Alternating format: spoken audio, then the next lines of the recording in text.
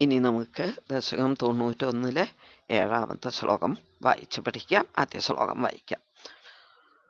നോമുഹ്യൻ ക്ഷുത്രിടാദ്യൈർഭവസരണിഭവൈസ്ത്വന്നിലീനാശയത്വാച്ചിന്താസാതത്യശാലീ നിമിഷലവമപി ത്വത്പദാദപ്രകമ്പഃ ഇഷ്ടാനിഷ്ടേഷു തുഷ്ടിവ്യസനവിരഹിതോ മായികത്വാവബോധാജ്യോത്സ്നാഭിസ്ത്വന്നഖേന്ദോരധിക ശിശിരിതേനാത്മനാ സഞ്ചരേയം. നമുക്ക് ഓരോ വരിയായിട്ട്. ആദ്യത്തെ വരി എന്താണ്? നോ മുഹ്യൻ ക്ഷുത് തൃഡാദ്യൈഹി ഭവസരണി ഭവൈഹി ത്വന്നിലീനാശയത്വാത്. അതുവരെയുള്ളത് അർത്ഥം പറയാം. അപ്പൊ ആദ്യം അതിൽ പറയേണ്ടത് ത്വന്നിലീനാശയത്വാത്. ഭവസരണി ഭവൈഹി ക്ഷുത്രിടാദ്യൈഹി നോ മുഹ്യൻ. അങ്ങനെ പദങ്ങളെ ആ ക്രമത്തിൽ അങ്ങനെ പറഞ്ഞിട്ട് ഇനി അർത്ഥം പറയാം. ത്വന്നിലീനാശയത്വാത്. ത്വത് നിലീനം പറഞ്ഞാലോ മേൽപ്പത്തൂര് ഭഗവാനോട് പറയാണ് ത്വത് നിലീനം. അതാണ് ത്വന്നിലീനം. നിന്തിരുവടിയിൽ നിലീനം പറഞ്ഞാൽ ലയിച്ച, അലിഞ്ഞു ചേർന്ന. ആശയത്വാത്, ആശയം പറഞ്ഞ മനസ്സ് എന്നാണ് ഇവിടെ. അപ്പൊ ആശയത്വാത്, ആ മനസ്സ് നിന്തിരുവടിയിൽ അലിഞ്ഞു ചേരുകയാൽ എന്നാണ്. ത്വന്നിലീന ആശയത്വാത് ഭവസരണി ഭവൈഹി ക്ഷുത് തൃഡാദ്യൈഹി. ഭവസരണി ഭവൈഹി. ഭവസരണി പറഞ്ഞ എന്താ? ഭവം പറഞ്ഞ ഈ സംസാരം, ഈ ലൗകികമായിട്ടുള്ള ഈ സംസാരത്തിനെയാണ് ഭവസരണി. സംസാര മാർഗത്തിൽ ഭവൈഹി ഉണ്ടാകുന്ന, ഈ സംസാര മാർഗത്തിൽ ഉണ്ടാകുന്ന ക്ഷുത് തൃഡാദ്യൈഹി. ക്ഷുത് പറഞ്ഞാൽ വിശപ്പ്, തൃട്ട് പറഞ്ഞ ദാഹം. ക്ഷുത് തൃട്ട് ആദ്യൈഹി, വിശപ്പ്, ദാഹം മുതലായവയാൽ. അതാണ് ക്ഷുത് തൃഡാദ്യൈഹി പറഞ്ഞാല്. വിശപ്പും ദാഹം മുതലായവയാൽ നോ മുഹ്യൻ പറഞ്ഞാൽ മോഹിക്കാതെ, ആ വിശപ്പും ദാഹവും കൊണ്ട് പരവശനാകാതെ എന്നൊക്കെയാണ്. എന്ന് വെച്ചാല് ഈ ഭഗവാനിൽ അങ്ങോട്ട് അലിഞ്ഞ മനസ്സോട് കൂടിയിട്ടുള്ള ഒരു ഭക്തൻ വിശപ്പ് ദാഹം മുതലായ സംസാരധർമ്മങ്ങളെ കൊണ്ട് മോഹിക്കാതെ ഇരുന്നിട്ട്, ഇതൊക്കെ ദേഹധർമ്മങ്ങളാകുന്നു, ആത്മധർമ്മങ്ങളല്ല എന്ന ഭാവം നിരന്തര ഭഗവത് ഭജനം കൊണ്ട് മനസ്സിൽ ഉറയ്ക്കുന്നതിനാൽ പിന്നെ ഈ വക ദേഹധർമ്മങ്ങളാൽ മോഹിക്കാതെ, അവ കൊണ്ടൊക്കെ പരവശനാകാതെ. പിന്നെ അടുത്ത വരി ചിന്താസാതത്യശാലി. ചിന്താസാതത്യശാലി പറഞ്ഞാൽ നിരന്തരമായി ധ്യാനിച്ചുകൊണ്ട്, ഓൾവേസ് മെഡിറ്റേറ്റിംഗ്, എപ്പോഴും ഭഗവത് പാദങ്ങളെ തന്നെ ചിന്തിച്ചിട്ട് നിമിഷലവമപി ത്വത്പദാദപ്രകമ്പ. നിമിഷലവമപി, ഒരു നിമിഷത്തിന്റെ ലവം, ഒരു നിമിഷത്തിന്റെ ഒരു ചെറിയ ഭാഗം, അത്ര ചെറിയ സമയം അപി കൂടി, ത്വത്പദാത് അപ്രകമ്പ. ത്വത്പദാത് മേൽപ്പത്തൊരു ഭഗവാനോട് പറയണം, നിന്തിരുവടിയുടെ ആ പദത്തിൽ നിന്ന്, തൃക്കാലിൽ നിന്ന് അപ്രകമ്പ, ഇളകാതെ, മാറിപ്പോകാതെ എന്നാണ്. അതായത് അങ്ങയുടെ പാദത്തെ തന്നെ എപ്പോഴും ധ്യാനിച്ച് ഒരു നിമിഷത്തിന്റെ ഒരംശം, അത്രയും ചെറിയ സമയം കൂടി മനസ്സ് അങ്ങയുടെ തൃപ്പാദത്തിൽ നിന്നൊന്ന് മാറിപ്പോവാണ്ട് അങ്ങനെ ഇടവിടാതെ ധ്യാനിച്ചുകൊണ്ട്. പിന്നെന്താ അടുത്ത വരിയിൽ പറയണ?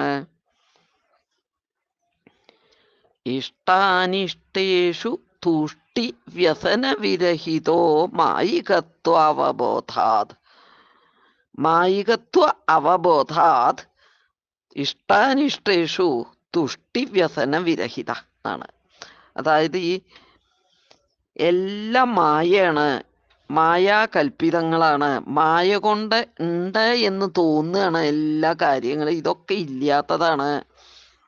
അതാണ് മായാകൽപ്പിതങ്ങളാണ്, ഇല്ലാത്തവയാണ് എന്ന് ഉള്ള അവബോധം, അറിവ്. അതാണ് മായികത്വ അവബോധാത്. ഇതെല്ലാം മായയാണ്, മായ കൊണ്ടുണ്ടത് തോന്നുന്നതാണ്, ഇല്ലാത്തതാണ് എന്നുള്ള അവബോധത്താൽ, എന്നുള്ള അറിവ് കൊണ്ട്, അത് മനസ്സിലാക്കിയിട്ട് ജ്യോത്സ്നാഭി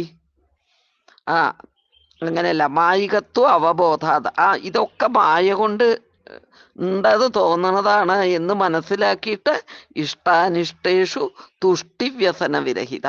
ഇഷ്ട അനിഷ്ടേഷു, ഇഷ്ടങ്ങളിലും അനിഷ്ടങ്ങളിലും തുഷ്ടിവ്യസന വിരഹിത. തുഷ്ടി പറഞ്ഞ സന്തോഷം, വ്യസനം പറഞ്ഞ സങ്കടം, വിരഹിതം പറഞ്ഞ ഇല്ലാണ്ട്, വിരഹിത സന്തോഷവും സങ്കടവും ഇല്ലാണ്ട്. അതായത് മായികത്വാവബോധാത്, ഇതെല്ലാം മായയാണ് എന്നുള്ള ബോധം കൊണ്ട് ഇഷ്ടങ്ങളിലും അനിഷ്ടങ്ങളിലും തനിക്ക് ഇഷ്ടമായിട്ടുള്ളൊരു സംഗതി ഉണ്ടായാൽ അതിൽ തുഷ്ടിയില്ല, അതുകൊണ്ടൊരു സന്തോഷവും ഇല്ല. അനിഷ്ടമായിട്ടുള്ളൊരു സംഗതിയാണെങ്കിൽ അതിൽ വ്യസനവും ഇല്ല.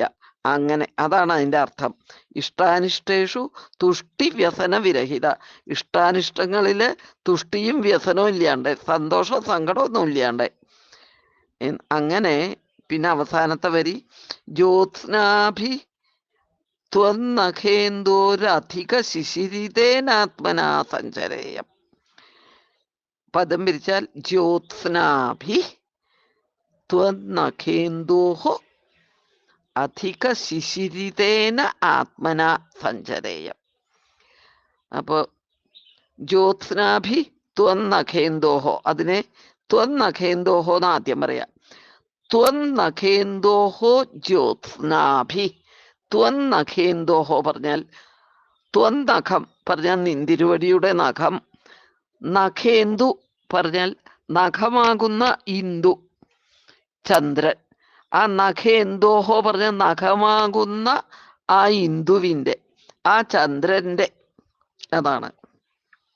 അപ്പോ ത്വന്നഖേന്ദോഹോ പറഞ്ഞാൽ നിന്തിരുവടിയുടെ ആ കാലിൻ്റെ നഖമാകുന്ന ആ ചന്ദ്രന്റെ ജ്യോത്സ്നാഭി. ജ്യോത്സ്ന പറഞ്ഞാൽ നിലാവ്, ജ്യോത്സ്നാഭി പറഞ്ഞാൽ ആ നിലാവുകളാൽ അധിക ശിശിരിതേന ആത്മന, അധിക ശിശിരിതേന ഏറ്റവും അധികം തണുത്ത, ആത്മന മനസ്സോടു കൂടി, സഞ്ചരേയം പറഞ്ഞ ഞാൻ സഞ്ചരിക്കും എന്നാണ് അവസാനത്തെ വരി പറഞ്ഞത്. അതായത് ഭഗവത് പാദങ്ങളെ ധ്യാനിച്ച് ധ്യാനിച്ച് ഭഗവത് പ്രസാദം ഉണ്ടാകുമ്പോൾ ഭഗവാന്റെ ആ കാൽ നഖങ്ങളാകുന്ന ചന്ദ്രന്റെ ആ നിലാവുകളെ, അമൃത കിരണങ്ങളെ ഏൽക്കുമ്പോൾ രാഗാദി വൃത്തികൾ കൊണ്ട് തപിക്കണ ആ മനസ്സിന് പറഞ്ഞറിയിക്കാൻ പറ്റാത്ത ആനന്ദം ഉണ്ടാവും.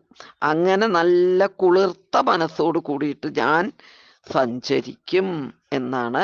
ആ മനസ്സിന്റെ താപങ്ങളൊക്കെ അകന്ന് തണുത്ത മനസ്സോട് കൂടിയിട്ട് ഞാൻ സഞ്ചരിക്കും എന്നാണ്. അപ്പൊ ആകെ അന്വയം പറയുകയാണെങ്കിൽ, ത്വന്നിലീന ആശയത്വ, നിന്തിരുവടിയിൽ മനസ്സ് അലിഞ്ഞു ചേരുകയാൽ, ഭവസരണി ഭവൈഹി, ഈ സംസാരമാർഗത്തിൽ ഉണ്ടാകുന്ന ക്ഷുത് തൃട് ആദ്യൈഹി, ദാഹം വിശപ്പ് മുതലായവയാൽ നോമുഹ്യൻ പരവശനാകാതെ, ചിന്താസാതത്യശാലി നിരന്തരമായിട്ട് ധ്യാനിച്ചുകൊണ്ട്, നിമിഷലവം അഭി ഒരു നിമിഷത്തിന്റെ ഒരംശം സമയം പോലും, ത്വത്പദാത് അപ്രകമ്പ നിന്തിരുവടിയുടെ തൃക്കാലിൽ നിന്ന് മാറിപ്പോകാതെ, ഇളകാതെ, മായികത്വ അവബോധാത് മായാകൽപ്പിതങ്ങളാണ്, ഇല്ലാത്തവയാണ് എന്ന് മനസ്സിലാക്കുകയാൽ, ഇഷ്ടാനിഷ്ടേഷു ഇഷ്ടങ്ങളിലും അനിഷ്ടങ്ങളിലും തുഷ്ടി വ്യസന വിരഹിത സന്തോഷമോ സങ്കടമോ കൂടാതെ, ത്വന്നഖേന്ദോഹോ നിന്തിരുവടിയുടെ നഖമാകുന്ന ചന്ദ്രന്റെ നിലാവുകളാൽ, അധിക ശിശിരിതേന ആത്മന ഏറ്റവും അധികം തണുത്ത മനസ്സോടുകൂടി, സഞ്ചരേയം ഞാൻ സഞ്ചരിക്കും എന്നാണ് ഈ ശ്ലോകത്തില് പറയണത്. നമുക്ക് ശ്ലോകം ഒന്നും കൂടി വായിക്കാം. നോമുഹ്യൻ ക്ഷുത്രിടാദ്യൈർഭവസരണി ഭവൈസ്ത്വന്നിലീനാശയത്വാത് ചിന്താസാതത്യശാലി നിമിഷലവമപി ത്വത്പദാദപ്രകമ്പ ഇഷ്ടാനിഷ്ടേഷു തുഷ്ടിവ്യസനവിരഹിതോ മായികത്വാവബോധാത് ജ്യോത്സ്നാഭിത്വന്നഖേന്ദോരധികശിശിരിതേ അധികശിശിരിതേനാത്മനാ സഞ്ചരേയം.